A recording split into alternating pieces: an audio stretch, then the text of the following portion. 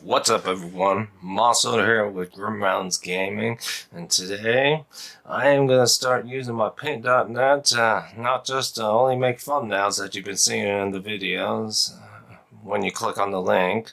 I am also going to be using it to write my ideas on what Dorinthea Ironsong needs going forward, and specifically against Prism. And I'm sure many of you will probably realize that, but for newer players, whenever you play a card, Prism has the priority. So, if you play a non-attack action and they drop down Arclight Sentinel, you're forced to attack into it with your Dawnblade if you're a new player.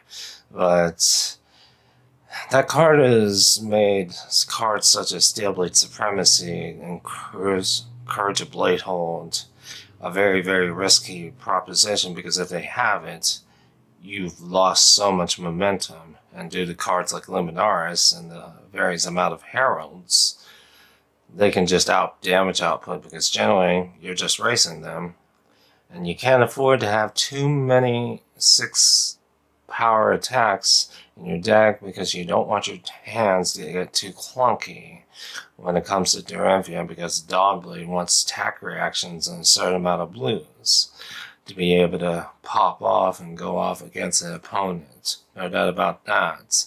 But if you have any ideas as to what other cards you might want to see, go ahead and put it in the comments down below on what you think Dori needs to be able to be viable against Prism, for that matter. But anyway, let's get to it. Alright, ladies and gentlemen, we're about to get started on my thoughts of what Dorinthea Ironsong needs today. So, let's get started with this one. Card cost, hopefully in that range. Majestic version, attack action. Target weapon gains on hero hit, gains an action point. Apprised of defending our defense from hand. Weapon gains go again. And as for the rare card version, something like a ironsong response kind of ability, where reprise triggers the buff, but we'll make it a rare version where the weapon will still regardless gain target weapon gains on hero hit, gains an action point. Yeah. Now, this is in response to Arclight Sentinel, because the opponent gains a priority the moment you play a card. Because, say I play a non-attack action, now all of a sudden, they can respond. Say it's like Steelblade Supremacy, and I'm like, crap. Now I gotta attack into the Arclight, not get a card draw. I was hoping to set up a big turn, but now all of a sudden, these are cards that are going to be generally going to be good against the Aura side, if they want to side heavily into that side as well. Because if they run against cards like this get printed, going on the Aura plan is going to be a much more riskier proposition for Prism, for that matter, because I'll be able to nail their auras, especially with the Majestic version, if I get Reprise and the on-hit action point, then I can threaten damage and pop multiple auras at a time. Now, cards that are going to be generally good, if these cards get printed, hopefully so, because I'm not gonna lie, we need some help. I know people are going to want to have access to Steelblade Supremacy, Courage of Bladehold combo, because that thing is devastating. Anyone knows that. So, Twinning Blade happens to be one of those things, because on any of these, because it's very devastating, especially if they overblock. Sinking Steel Blade becomes a lot more better, because being able to tutor up action points to be able to, especially with the Majestic version, then all of a sudden it's like, oh crap. Oh crap. They're not gonna want to get hit by it. Or if I were to go with this version, gain +3 with a red version, That's going to be even more devastating. But also, another card that will be potentially explosive in this matter is going to be, of course, Dust Path Pilgrimage. Dust Path Pilgrimage is Dori's ability from a non-attack action, which becomes a whole lot more devastating with these type of effects. Not so much against Prism because they'll gain priority, but if you have you're representing a time snap potion, then you can safely play Dust Path, but I doubt you're going to want to do that. Speaking of time snap, it is on my list, but I would only play this in certain circumstances, only if you manage to get double action points. Say, for example, you play one of these attack reactions, then you go ahead and sing in Steel Blade, so now all of a sudden you can just go ahead and grab one of these versions. Hopefully it prints something like this. But then you can use one of those action points to play Time Snap Potion, and you can either sit on it or use it to devastate an effect if you have access to, for example, have access to Dust Path Pilgrimage or even Steel Blade Supremacy. Or you just want to activate Courage of Bladehold, because now you don't have to worry about it so much now. But anyway, Time Snap Potion definitely gets a lot better, but we're going to move on to the next card. Now this card hopefully costs 0, 1, or 2 attack reaction. Target weapon gains +1, 2, or 3, depends on the pitch value. And the reprise is if defending hero defense from hand, search your graveyard for an attack reaction card, reveal it, and shuffle it into the deck. Now, any Dori player or any warrior player or any deck that has a heavy red mount with a decent amount of blue will know what it feels like to get clunky red hands. And I feel like this is definitely needed, or you get clunky blue hands and you need to force big amount of damage. Card effects like this, being able to shuffle in addition to Singing Steel Blade will be very helpful in making sure you don't get clunky hands. It can help reduce it, but sometimes your luck gets reduced even more so with shuffle effects. I mean, that's one reason why the Lightning Briar decks were running Sonata Arcanix reduces the odds of you breaking into a bunch of non-attack action hands, because those kind of hands are bad for Lightning Briar, and it can happen from time to time. But cards that are really going to synergize with this kind of effect is going to be Unified Decree, and you might be like, that's a card I don't think I've ever heard of. Well, it does exist. It's from Crucible War. It's a Majestic, it's a yellow pitch. Target weapon gets +3 reprise. Look at the top card. If it's an attack reaction, you may reveal it and play it onto this combat chain. Now, cards like that, in conjunction with Stroke of Foresight, can be particularly very, very powerful for the matter of trying to get, or you can even combine cards such as Seek Horizon from Monarch that gains go again if you put a card from your hand on top of the deck.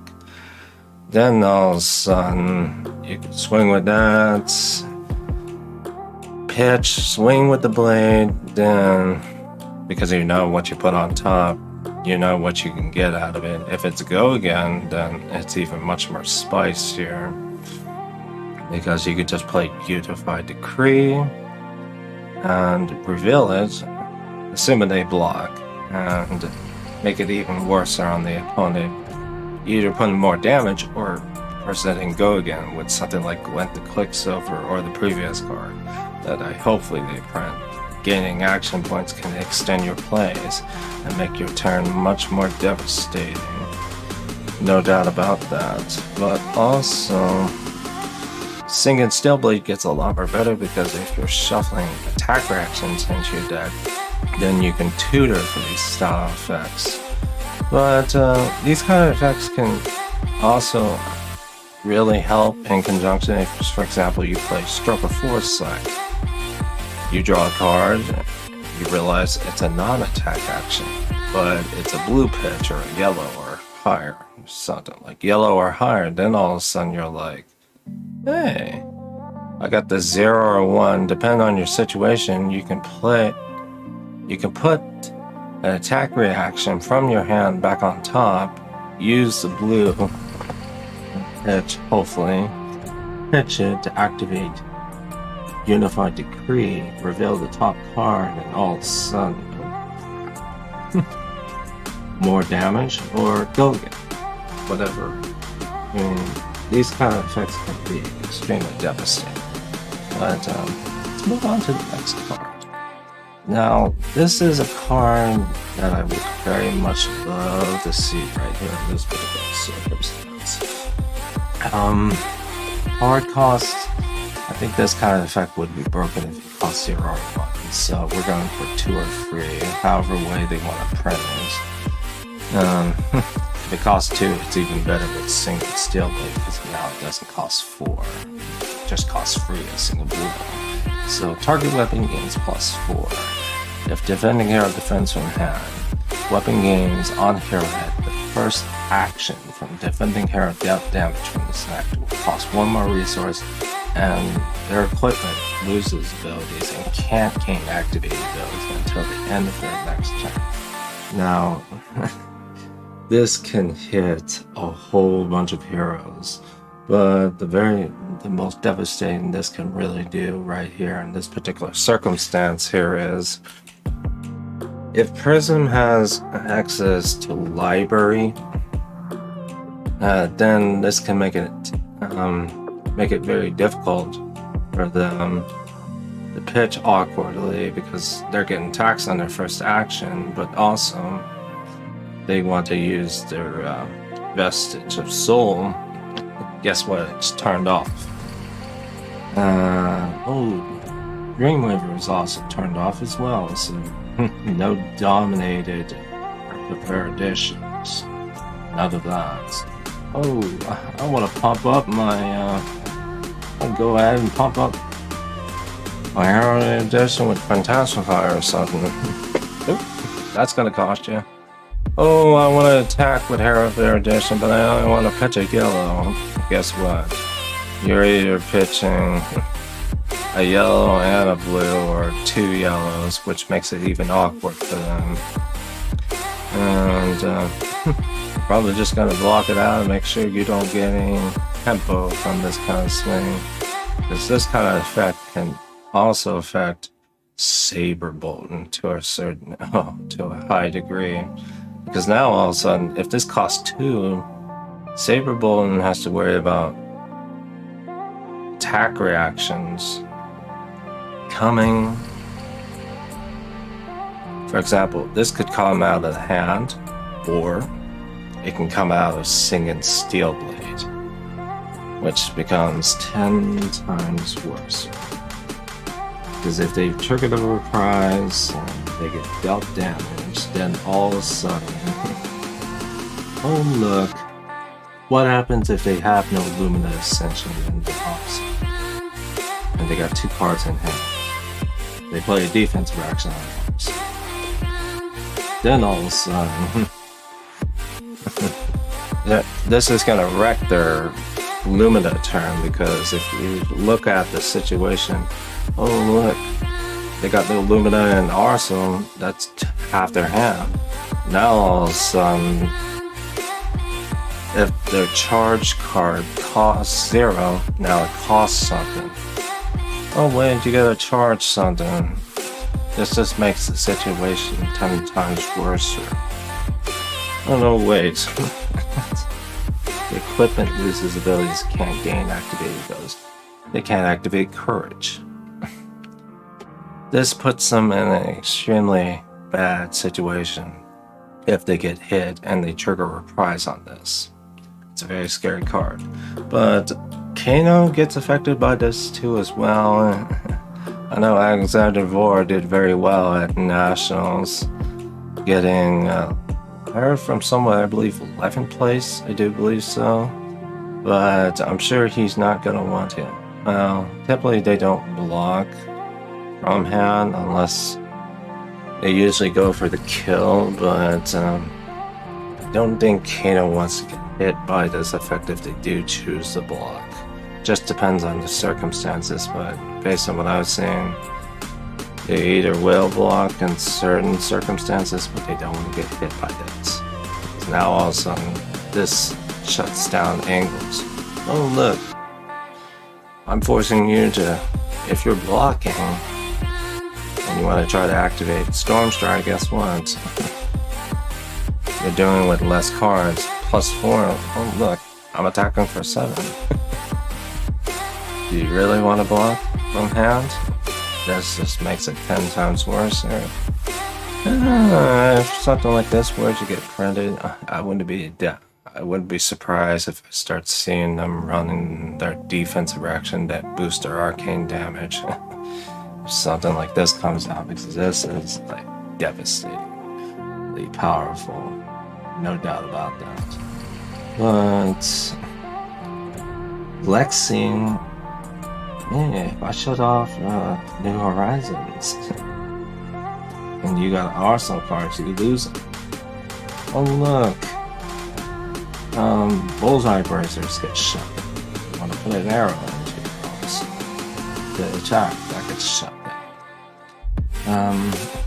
And your first action, oh look.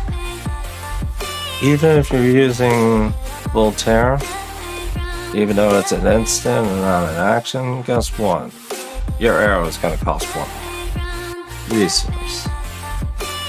So now all of a sudden, oh look, and if you're not firing a 0 costing 1, you need 3 resources to try to fire off an arrow. Which can be sometimes difficult, but it also means the likelihood of if they got a bunch of red cards. We all know Rangers need to run a certain amount. They can't run a heavy blue count, so this can heavily affect them. Brute, if you want to try to activate your scab skin to get a bigger turn, nope, can't do that, and you're getting taxed in addition to whatever effect. If you're Levia, you'll get taxed on the resources.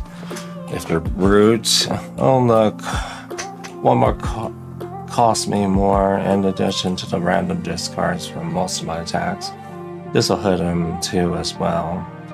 This is just a card that will hit just about any hero.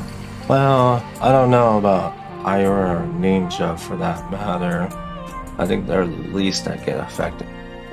Yeah, Ira or Klotsu probably don't get very much affected by those, but I think Ninja's about the only one, unless of course you want to use Breeze Rider boots, but you got so much go again. What do you need that for? Anyway, leave a comment down below and on what you think this class needs, and oh, another card we probably want to see. Maybe an attack reaction that gives you copper, silver, gold, but because we're in Aria, I doubt that. Because if you read at the lore, there's no currency, so I don't know if they're going to put copper, silver, gold into this set or not. Highly doubtful because it's Everfest, it's in Aria, and there's no currency like copper, silver, gold in Aria based on lore, but who knows. Anyway, I'm also out with Grim Realms Gaming. Have a good day.